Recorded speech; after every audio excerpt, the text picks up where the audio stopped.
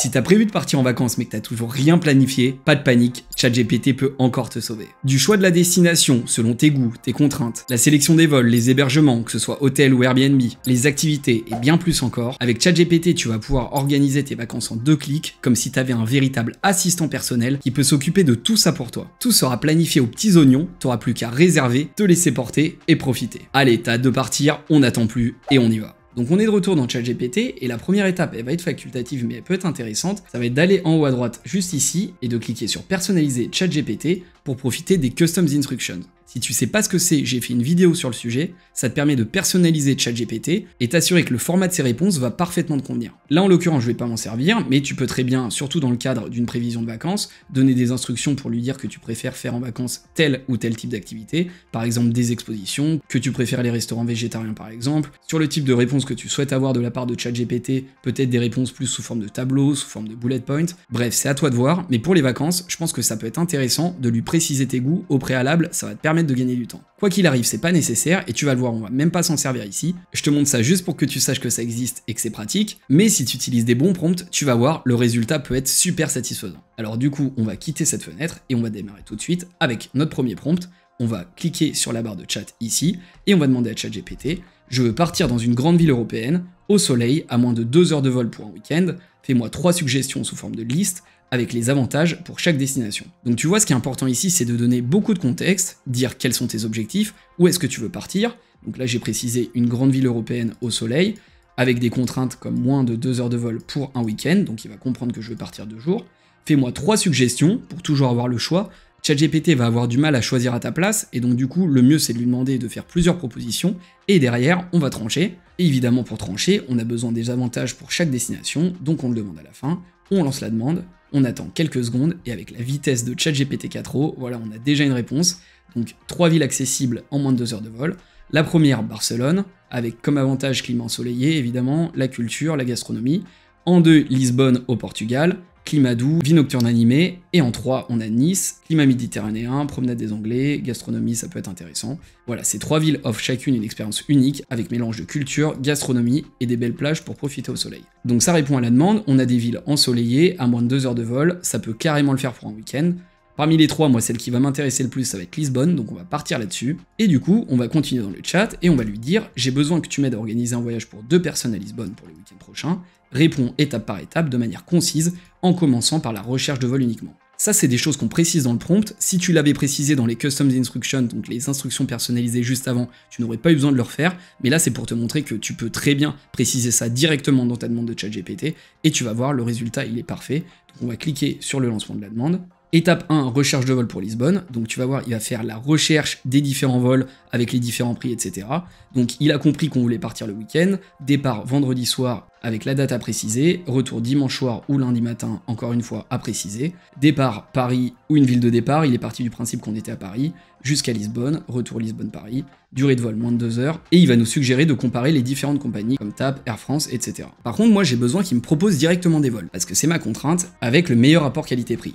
On va lancer la demande, et d'ailleurs si tu veux, ce qui peut être intéressant, on peut même utiliser un GPT pour nous accompagner. Là ce que je te suggère c'est d'utiliser le GPT par exemple de Kayak, donc pour cela tu as juste à faire dans la barre de chat @ et tu vas pouvoir faire appel à Kayak en cliquant ici. C'est pas forcément nécessaire, on va pas s'en servir pour montrer que c'est quand même possible d'organiser des vacances sans utiliser les GPT, mais en tout cas tu peux t'en servir et ça va te permettre de sélectionner directement les vols, ça peut être pratique, mais on n'en a pas besoin encore une fois, donc on va faire sans et on va lancer la demande. Du coup la ChatGPT a besoin de faire une recherche sur le web, tu vois qu'en fait il a été recherché sur Kayak, si on clique juste ici, il a quand même fait appel à Skyscanner qui est un comparateur et également Kayak, donc en fait il a été cherché sur 4 sites, si on avait fait appel au GPT, on aurait eu d'autres intérêts comme le fait que le GPT ait été entraîné pour répondre de manière plus pertinente à l'organisation d'un voyage, mais encore une fois, t'en as pas besoin, il fait la recherche sur les différents sites, et du coup, on a notre réponse, donc recherche de vol pour Lisbonne, étape 1, avec un vol Air France, un vol EasyJet, un vol TAP Air Portugal, avec la contrainte qui a été respectée, départ le vendredi, il a compris que c'était le 21 juillet après 17h, et donc du coup, on a plusieurs options, une option à environ 100 €, une option à 42 € et une option à 80 €. Et donc à partir de là, je vais lui dire, le vol 3 me convient, propose un retour, il va du coup valider l'option 3 et rechercher un vol pour le retour. Vol retour de Lisbonne à Paris, ici il me propose Air France et EasyJet, moi je vais lui dire valide-moi le retour Air France, c'est parti, et là il va nous valider le départ puis le retour, et étape suivante, on va passer à la réservation de l'hébergement. Donc là, il passe directement à la prochaine étape, et c'est ça qui est hyper intéressant, c'est parce qu'on lui a dit dans le prompt de départ de procéder étape par étape. Du coup, sans que je lui demande, il me parle des différents quartiers, des sites de réservation et des critères de sélection. Moi, ce qui va m'intéresser ici, ça va être de prendre un hôtel, mais j'aurais pu très bien aussi prendre un Airbnb. En l'occurrence, on va lui demander un hôtel, donc je veux uniquement des hôtels, avec une note minimum de 9 sur 10, et des liens pour pouvoir les consulter. On clique sur le lancement de la demande, et ChatGPT va encore une fois faire une recherche sur internet, et donc là il va se baser sur booking.com, et donc voilà la sélection d'hôtels avec une note mini de 9 sur 10. Première option, l'hôtel d'Abaïcha, je sais pas comment ça se prononce. Deuxième option, hôtel Avenida Palace. Troisième option, Epixana. Quatrième option, etc. Donc là il va nous proposer au total 6 options, peut-être plus. Non, 6 options au total, avec un excellent rapport qualité-prix, et on a même ici les liens sur lesquels on peut cliquer pour consulter l'hôtel, voir les photos, etc. et être sûr que ça nous convienne.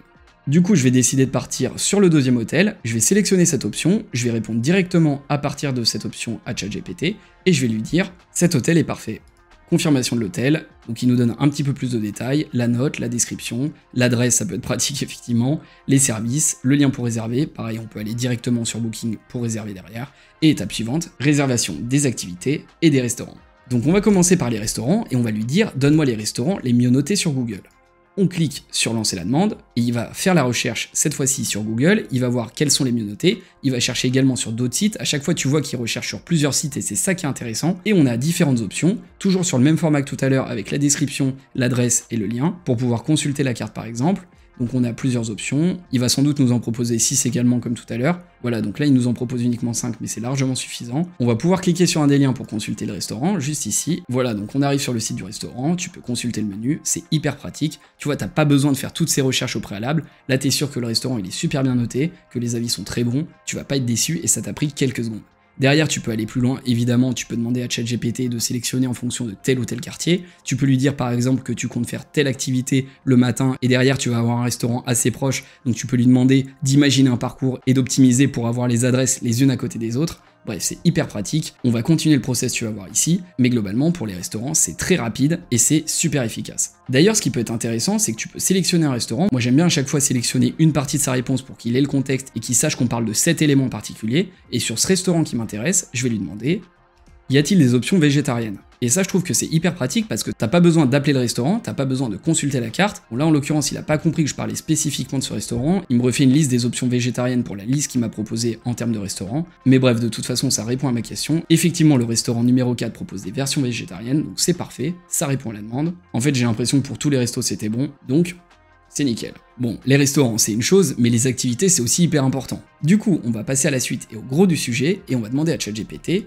de nous faire une proposition de programme complète pour le week-end, dans un tableau avec à chaque fois 2 options, pour qu'on puisse décider. Ici, tu vois que j'ai demandé d'avoir une réponse sous forme de tableau parce que je trouve que c'est beaucoup plus pratique, surtout quand tu dois choisir entre 2 options par exemple. Un tableau, quand tu organises un week-end et que tu veux avoir par exemple un planning, un agenda particulier avec les activités matin, midi et soir, moi je trouve que c'est le meilleur format personnellement. Après, il y a d'autres formats qui peuvent s'y prêter, mais je pense que c'est quand même le plus adapté. Donc on demande ça à ChatGPT, et il va nous sortir comme par magie un tableau avec toutes les options. Voilà, donc la proposition de programme pour le week-end, avec donc tout d'abord le vendredi soir, le créneau 19h-21h, créneau 21h-23h, et donc on va regarder ce qu'on a en termes d'options, ici, donc option 1, option 2, donc arrivée à l'hôtel Avenida Palace, donc du coup on a l'arrivée à l'hôtel, le dîner dans un restaurant ou alors un autre restaurant, d'ailleurs là pour l'option 2 il s'est trompé, il a proposé un autre dîner, bon ça faudra rectifier mais c'est pas très grave. Ensuite, après le dîner, on va avoir option 1, une promenade dans le quartier de Bairro Alto, ou alors en option 2, une découverte des bars, le samedi matin, petit déjeuner à l'hôtel ou alors dans un café en particulier. Bref, derrière, on a la visite du château ou de la tour de Belém. On va pas rentrer dans le détail sur l'ensemble du programme, mais tu vois que c'est hyper varié. On s'est peut-être un petit peu chargé, mais sur un week-end, si tu veux profiter, t'as sans doute pas le choix. Derrière, on a des visites, des balades, on en a un peu pour tous les goûts. La pause, soit dans un café, soit dans un parc. Après, à chaque fois, des restaurants, des spectacles. T'es pas obligé de tout faire évidemment, mais je trouve que ça donne des super idées. Là, tu vois, en une demande, j'ai directement tout un programme avec à chaque fois 2 options. Je peux trancher parmi les 2 choix qui me sont proposés. Vraiment, je trouve ça trop pratique. D'ailleurs, s'il y a quelque chose à visiter que tu connais pas forcément, évidemment, tu peux faire une recherche sur Google, mais surtout, tu peux rester dans ChatGPT et tu peux sélectionner par exemple la tour de Belém. Tu fais une réponse à ça et tu peux lui dire génère-moi une image pour voir à quoi ça ressemble, on lui demande, et voilà, il est en train de faire appel à DALL-E 3 pour générer l'image de notre tour. On va voir ce que ça donne et si c'est intéressant d'aller la visiter. Ouais, du coup, ça a l'air d'être une tour au bord de la mer. Bon, là, il a fait un style de dessin particulier, mais j'imagine que c'était peut-être à l'époque. On peut l'agrandir et voir à quoi ça ressemble. Bref, ça remplace peut-être pas une recherche Google, mais c'est quand même super pratique pour avoir une idée de ce qu'on va potentiellement visiter. On va donc retourner sur la conversation principale. Et dernière étape, le départ est proche. On va donc demander à ChatGPT de nous faire une liste des choses à mettre dans la valise pour être sûr qu'on n'oublie rien sous forme de tableau avec des cases à cocher.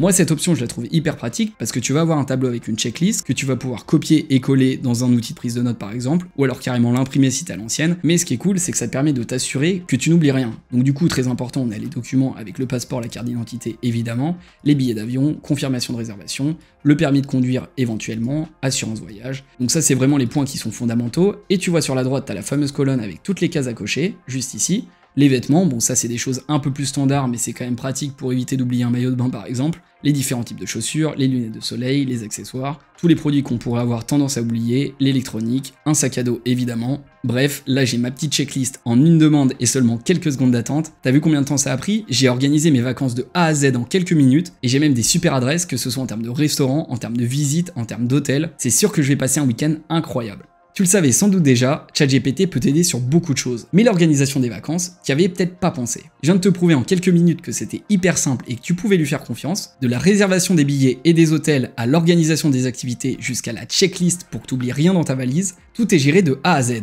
Comme je te l'ai montré au début de la vidéo, tu peux également faire appel à des GPT qui vont être spécialisés sur des sujets en particulier, que ce soit pour la réservation de vol ou d'hôtel, avec le GPT de kayak par exemple, mais il y en a d'autres, ou alors sur des GPT personnalisés sur de l'organisation de vacances. Il y en a qui existent et qui sont très bien faits, qui ont été entraînés pour pouvoir te proposer les meilleures options de visite, d'itinéraires, de restaurants, d'activités. Tout ça, ça peut t'aider et je t'invite à aller checker du côté du GPT Store. Mais encore une fois, c'est pas obligatoire. Je viens de te montrer qu'avec des bons prompts, l'utilisation de ChatGPT en mode classique était hyper satisfaisante et largement suffisante pour organiser un super week-end. Dis-moi dans les commentaires si t'as la chance de partir cet été, où est-ce que tu vas voyager, est-ce que maintenant tu vas utiliser ChatGPT pour organiser tes voyages. Si la vidéo t'a plu, comme d'habitude, tu peux la liker et surtout t'abonner à la chaîne, ça m'aide énormément, alors merci à tous ceux qui le font. Et d'ailleurs, même si vous vous abonnez pas, c'est trop cool, vous êtes de plus en plus nombreux à suivre les vidéos. Moi de mon côté, je m'engage à vous proposer encore plus de contenu dans les prochaines semaines et je vous dis à bientôt pour une nouvelle vidéo.